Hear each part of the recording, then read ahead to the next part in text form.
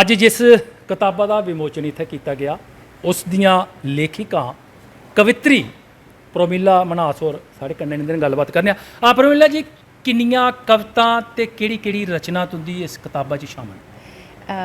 नमस्ते सागर जी पहले तो मेरे इस संकलन च 82 कविता न अच्छा और बख-बख भाव और बख-बख विषय वो कवर करती हैं। अच्छा जी तो ये तुंदी पहली किताब है या इस कोला पहले भी कोई किताब प्रकाशित नहीं, हुई ये है? मेरी पहली किताब है। मैं जड़ा जिसे आखदे कि एक्टिव लेखन ਉਹਦੇ 'ਚ 2014 ਚ मैं शुरू किया हा। ਉਹਦੇ बाद 18 ਚ मेरी किताब बिल्कुल रेडी ही पर अकैडमी जी JNK academy of art culture and languages है उन्हें छापनी ही है किताब पर कुछ कारणवश उत्थे किताब कोई जरा सरकारी तंत्र च जड़े कुछ भी बड़ा किश रौंदा सरकारी तंत्रें किताबां भी मैं हूँ आपू छापया ऐसे। अच्छा अच्छा इस किताबां ताईं कोई माली मदद भी अकैडमी कोला थोई या सारे पैसे कोला गलाए? जी माली मदद अकैडमी आसिया थोनी ही लेकिन मैं वेट नहीं किया और मैं किताब आपको छापी है। की भी दिखने च आया भाई जेडे नाम भी उन्हें घोषित किए दे न छड़े नाम होए दे न लेकिन हाली तक कोई पैसा ते लाखो तो भी नहीं थोया ते किताबां पिछले काफ़ी सालें थमां उत्थे पे दियां ने। मिगी लग्गा दा भाई उत्थे धूड़ होनियां ने चट्टा कर दियां पर उंदे ताईं भी कक्ख नहीं। चलो कोई गल नहीं अपने तुसें अपनी बक्खी दा पैसे खर्चे न बड़ा एक ते तुसें गी मती मतियां मुबारखां। दूआ एह् दस्सो भाई ये लिखने दी जेह्ड़ा शौक है तुसें गी एह् हून पेआ जां पैह्लें गै लिखा करदे हो? मैं बड़ी जगह भी एक गल आखनी होनी हाँ कि बचपन च आ गया मैं पढ़ने का बड़ा शौक हा जिसलै कुदै जोड़ छोड़ करना सिक्खे होने और मतलब पढ़ने का शौक जड़ा वो इनहेरेंट हा बचपन थमां गया हा। और 5वीं 6वीं शायद मैं पहली अपनी कविता लिखी ही हिंदी च गै लिखी ही और 9वीं तक आंदे आंदे मैं जड़ा जिन्ना भी अंतरराष्ट्रीय जड़ा साहित्य है जड़ा अच्छे अच्छे राइटर्स दे जड़ियां किताबां न उनके छोटे रूप च हिंदी जड़े अनुवाद है वो मैं पढ़ी चुकी दी ही और लिखना शुरू 7वीं क्लास को लगे किया। उसके बाद जड़ी पहली कविता लिखी उस विपिन मध्य बहती नदियाँ ने मुझे बह दिया जो किसी ने ना दिया मुझे। ये किताब फिर जड़ी स्कूल दी मैगजीन ही ये सिद्धार्थ हुई। उसके बाद मैं लगातार लिखती रही 9वीं 10वीं तक फिर कुदै टामी कोई कविता लिखी लैंदी ही। कॉलेज भी लिखा भी कोई 20-25 कॉलेज तक पुजदे पुजदे कोई 25-30 कविता मैं लिखी दियां हियां। पर उसके बाद जिसलै एक पढ़ाई वाले पासे ज़्यादा और करियर और ये सब होंदा फिर कविता बिल्कुल कुदै पिछे रही गई दूर। भी कुदै टामी 2-3 सालें कोई ना कोई कविता आपू यानी कि जिस वेले ब्याह दे बाद कोई ब्रेक लगी है? हाँ जी इ'यां आखी सकदे तुस या ब्याह कोला पैह्लें गै ब्रेक लगी दी ही। अच्छा अच्छा अच्छा नहीं केईं बारी केह् होंदा कि जेल्लै ब्याह होई जा बड़े जंजाल पेई जंदे ते फ्ही जेह्ड़ी कलम जेह्ड़ी है ओह् घट्ट चलदी। नहीं एक्चुअली ये होंदा है कि केईं बारी तुस ऐसी स्ट्रीम च जंदे हो जित्थें तुसें गी ओह् कॉम्पलीमेंट करदा साहित्य आह्ले पेठा थोड़ा रुझान है उसी एक मतलब हेल्प मिलती है। और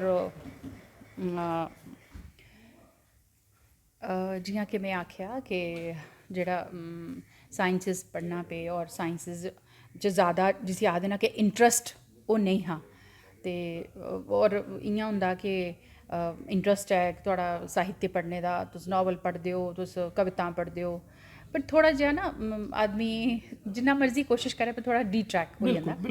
फ्ही ओह्दे बाद कॉलेज पुज्जे फ्ही यूनिवर्सिटी ब्याह होई गेआ उसदे बाद कुदै इ'यां लग्गेआ कि कविता कुदै पिच्छे दूर रही गेई पर फ्ही भी कुदै जियां बरखा दी टामी फुहार पौंदी है ना कदें कदालें कुदै चानचक इ'यां गै कदें कविता आई जंदी ही।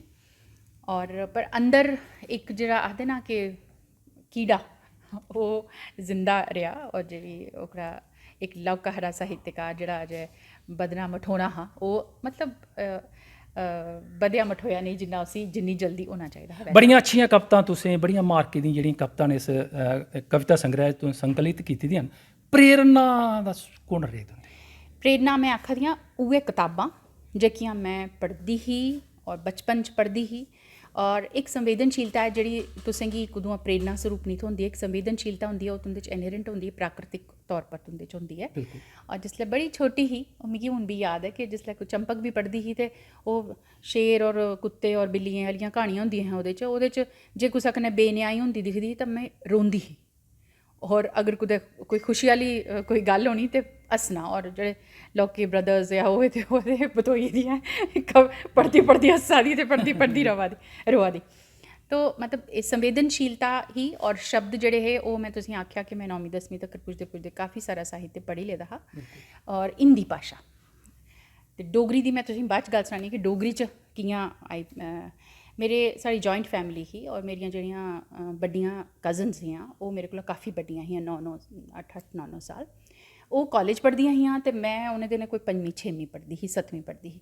ते कॉलेज दी मैगज़ीन इस्सै कॉलेज दी जित्थै अस अज्ज भी मौजूद, यानी कि जित्थै कताबां दा विमोचन होया इत्थै कॉलेज दियां तुस छात्रा रेह्दियां। मैं छात्रा रेह्दी आं, पर मेरियां मैं कज़न्स दी गल्ल करा दी आं कि ओह् मैगज़ीन घर लेंदियां हियां ते मैं बरके फरोलदी रौंह्दी ही। ते डोगरी च पैह्ली बारी मैं लखोए दा उत्थै पढ़ेआ, और बहुत मुश्किल, मतलब हिंदी उप्पर ते चलो थोड़ा अस फ्लुएंटली पढ़दे हे, पर डोगरी पढ़ना बहुत मुश्किल लगदा हा उसलै। और पर एह् है कि घर अस डोगरी गै बोलदे हे, इ'यां ते मतलब डोगरी अच्छे तरीके कन्नै समझदे हे, सोचदे, पर डोगरी पढ़ना जेह्ड़ा है ना ओह् बहुत ही मुश्किल कम्म हा उसलै। बिल्कुल। फ्ही ओह्दे बाद ओह् पढ़दी रेही, पर कदें भी कोई डोगरी दी कताब खरीदियै नहीं पढ़ी, या कदें सोचेआ भी नहीं कि मैं डोगरी च कदें लिखङ या कदें हिंदी च भी लिखङ, ऐसा कदें नहीं सोचा। पर ओह् आप मुहारा जियां टीचर्स ने टैप करी लिया कि हाँ एह् कुड़ी लिखदी है, ते फ्ही कुदै फंक्शन कोई कुछ भी होना कि इस विशे पर लिखो, इस विशे पर लिखो, उ'आं होया। फ्ही ओह्दे बाद जिसलै KS बगैरा दे एग्ज़ाम दित्ते ते मैं 2 बारी एंथ्रोपोलॉजी एज एन ऑप्शनल रक्खेआ, ते मैं इंटरव्यू तक्कर पुज्जी, थोड़े जे नंबरें कन्नै नेईं होंदा हा। फ्ही मैं कुसै ने आखेआ कि डोगरी बड़ा अच्छा ऑप्शनल है, ते मिगी शौक तां है गै हा पढ़ने दा। फ्ही डोगरी संस्था जेह्ड़ी है ओह् मुफ्त कोचिंग दिंदी है जिनें बच्चें डोगरी रक्खी दी होऐ, ते फिर मैं डोगरी संस्था आई, उत्थै प्रोफैसर शशि पठानिया जी, वीना मैडम, ललित सर, एह् सारे पढ़ांदे हे असेंगी। और अस मतलब इ'यां दिखदे हे इंदे आह्ले पास्सै कि वाओ एह् ते नां अस कुदै मतलब टीवी च रेडियो च सुनने आं, पढ़े दे हे कताबें च पढ़े दे। ते फिर मिगी पता लग्गेआ कि एह् ते इन्ना किश है इत्थै, मतलब बहुत सग्गोसार साहित्य है साढ़ा जेह्ड़ा कि लखोई चुके दा है, और मिगी बड़ा इंटरस्ट होया। और उसलै गै मेरे दिमाग च एह् आया कि यार Dogri is a better option then Hindi, ते फ्ही मैं डोगरी च क्योंकि परमिला जी कताबां डोगरी च बहुत ज़्यादा लखोआ करदी, बड़ी मतियां कताबां जी लखोआ करदियां न। और जेह्ड़ा भी कवि लिखदा नमां खास तौर पर ओह्दियां भावना जेह्ड़ियां न उस कताबा कन्नै जुड़ी दियां होंदियां न, पर अस दिक्खा करने आं भाई केईं जेह्ड़ियां न उस म्यार दियां निं आवा करदियां।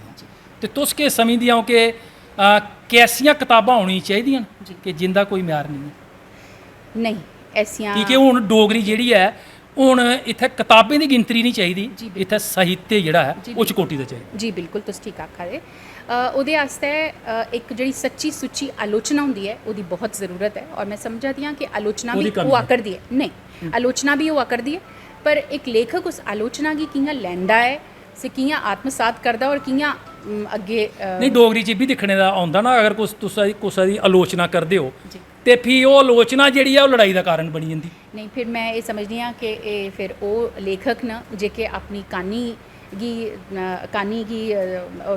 धारदार नहीं करना चांह्दे। एह् ओह् लोग न कि मतलब जेह्के सोचदे न कि बस ठीक है, मतलब जेह्ड़ा किश असें लिखी ओड़ेआ ओह्दे कोला अग्गें नहीं जाए। फिर एह्दे कन्नै केह् होंदा कि भाशा दा विकास नहीं होई सकदा, भाशा दा विस्तार नहीं होई सकदा। ते एह् पर्सन टू पर्सन हर शख्स उप्पर, हून तुस जियां तुस इसी जनरलाइज नहीं करी सकदे कि सारे जेह्ड़े लेखक न ओह् आलोचना गी पॉजिटिवली नेईं लैंदे, ऐसी गल्ल नहीं है। अगर ऐसा होंदा तां डोगरी ने जिन्ना विस्तार कीता है, जिन्ना डोगरी ने अग्गें बधी है डोगरी, और डोगरी संस्था मैं समझनी आं कि एक ऐसी संस्था है जेह्ड़ी कि पूरी चाल्ली लगन और तनदेही, और अज्ज डोगरी भाशा जित्थै पुज्जी है ओह्दे च जेह्ड़ा डोगरी संस्था दा जेह्ड़ा भूमिका है बहुत बड्डी भूमिका है। शुरुआत अभियान दी शुरुआत गै इत्थूं होई। जी बिल्कुल, बहुत बहुत शुक्रिया।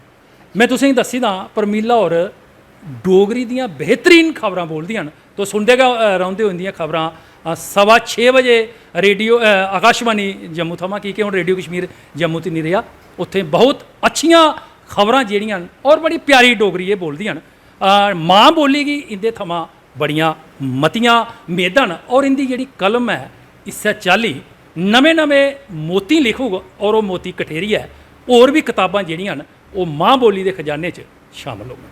फुल्ले लदोई रात रानी उप्पर अपने विचार प्रगट करा करदे न डोगरी संस्था दे अध्यक्ष प्रोफैसर ललित मंगोत्रा। सारे कोला पहले मैं श्रीमती प्रोमिला मन्हास होरें मुबारक देना चाहना कि उनकी पुस्तक का विमोचन होया। दूई गल ये है कि मैं सारे डोगरी के लेखकें गी, डोगरी बोलने वाले गी, डोगरा प्रदेश च जिन्ने लोग रौंदे न उन्हें भी मुबारक देना चाहना, क्योंकि एक ऐसी किताब है जिहदे लई हर एक की खुशी होनी चाहिए। मुबारक ये ऐसी किताब मैं आखना कि जिहड़ी बड़ियां चुनिंदा किताबें दे विच अगर कोई मिगी आखै कि तुस अपनी पसंद दियां 10-15 किताबें दे नाम लैओ तो हुण मेरी पसंद दी किताबें च ये किताब भी शामिल होगी। एहदा म्यार बड़ा उच्चा है, बड़ी म्यारी किताब है और सोच भाव भाशा त्रै एहदे च जि'यां आखदे ना अपनी चरम उप्पर न। और खास गल ये है कि इन्हें कविताएं का एक फलसफाना रंग है। ये जिंदगी दे आम फहम चीज़ें गी चुकी है, जिसी अस आखने स्थूल गी चुकी है तो सूक्ष्म तक पजांदियां न और एक फिलासफी जी हर कविता चा उभरदी है जीवन के बारे च। ये इन्हें कविताएं की खासियत है। दूई गल ये है कि इन्हीं कविताएं का क्लेवर बड़ा बड़ा है। ये इन्ने विषय और जीवन के इन्ने पहलू न ये कि तुस हैरान हो सकते हो। मी ख्याल नहीं आता कि कुसा होर दी कविता की किताब ऐसी होग जिहदे च जीवन के इन्ने पहलू इन्ने पक्ष इक्कै किताबा च दिते गेदे होण। मैं समझना डोगरी साहित्य च ये बड़ा बड़ा बाधा है और इस किताब एक मील पत्थर किताब है, मैं एक तरीके कन्नै आखना चाहना। और एक नवा ट्रेंड आनने वाली किताब भी है और मैं समझना कि काफ़ी लोग जिहड़े नवे लिखने वाले इस किताब को प्रेरणा ले सकते हैं और लेनी चाहिए। बहुत बहुत शुक्रिया।